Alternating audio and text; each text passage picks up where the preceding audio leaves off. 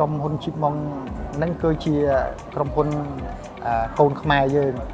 ណាកូនខ្មែរយើងដែលបានកកើតតាំងតាពីណាពីណីមកតិចតួចរហូតបានមកប៉ុណ្ណេះអ្វីត្បិតតែពូមិនមែនជាសមាជិកក្រុមហ៊ុនមែនក៏ពូមានមោទនភាពដែលពូសប្បាយដែលក្រុមហ៊ុនជីបម៉ងបានបន្តការអភិវឌ្ឍមកដល់ពេលនេះ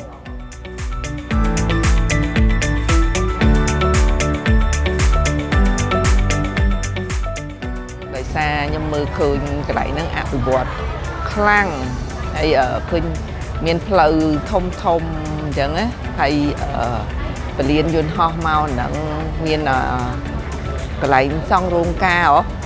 ហ្នឹងអាគារការហ្នឹងធំដែលធំជាងគេនៅស្រុកខ្មែរណាមកនៅហ្នឹងកត្តាដែលចាប់អារម្មណ៍នៅក្នុង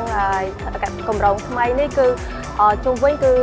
សម្បូរទៅដោយផ្សារទំនើបហើយនឹងមានសាលារៀនអន្តរជាតិហើយជាពិសេសនៅក្នុងគម្រោងផ្ទាល់តែម្ដងមានមជ្ឈមណ្ឌលសន្និបាតអាពាហ៍ពិពាហ៍ហើយនឹងដូចជាមជ្ឈមណ្ឌលកីឡា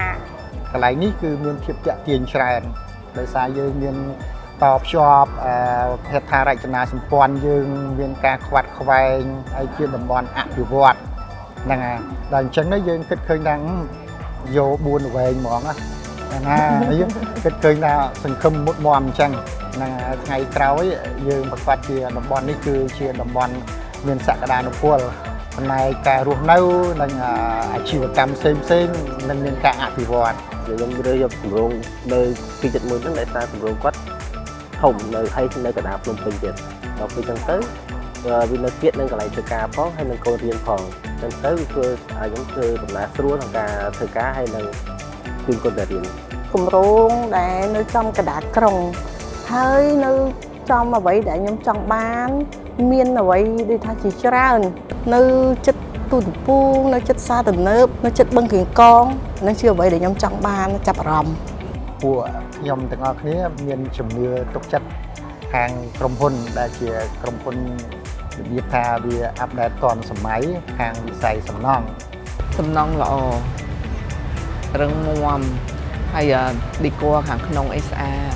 ហើយសំណង់ក៏ល្អសំណង់គាត់ទូស្គាល់ល្អហើយយកទៅចឹងទៅហើយបរិស្ថានក៏ល្អទៀតទៅពេលចឹងទៅយើង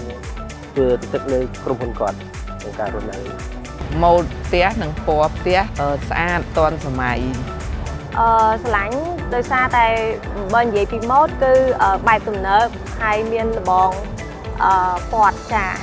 ហើយបន្ទប់ដូចជាតាមបង្ហាញនៅក្នុងគម្រោងវាធំទលាយដែរនិយាយពីម៉ូដផ្ទះគាត់វិញគឺសម័យតែទៅវាទាន់សម័យហើយវាអត់សូវស្ាំទៅវាសំខាន់វានៅក្នុងនោះវាសុវត្ថិភាពទាំងអស់ទាំងសុខទាំងអីហើយនឹងបរិយាកាសវាហើយអនាម័យផង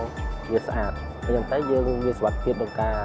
រស់នៅហើយនឹងក្មេងៗគាត់ក្នុងការរស់នៅដែរតាមដែលខ្ញុំសង្កេតឃើញគឺខ្ញុំយល់ថាមានផាសុកភាពល្អនិងតាមផ្លូវគឺគ្មានសម្រាមឬក៏មាន structure ជ្រុះអីច្រើនទេបាទតែមានគឺមានផ្នែកអនាម័យគឺគាត់ចាំបោះសម្អាតរហូតរាល់ពេលព្រឹកឬក៏ពេលល្ងាចអីគឺតែបោះសម្អាតរៀងរាល់ថ្ងៃអញ្ចឹងដោយសារគម្រោងនេះមានដូចជាសួនជាប់មាត់ទឹកចាធំអញ្ចឹងអាចឲ្យយើងបើបន្ទាប់ពីយើងសម្រាកនៅក្នុងផ្ទះក៏យើងមានទីធ្លាសម្រាប់ដើរហាត់ប្រាណទៅចោលអាកាសដែរបងគេឈ្មោះជីបម៉ុងឡេនល្អសំណង់ក៏ល្អហើយធ្វើឲ្យគេកំណត់ថ្ងៃណាបានថ្ងៃហ្នឹងជឿជាក់លើជីបម៉ុងជីបម៉ុងឡេនជឿជាក់ក្នុងការរស់នៅ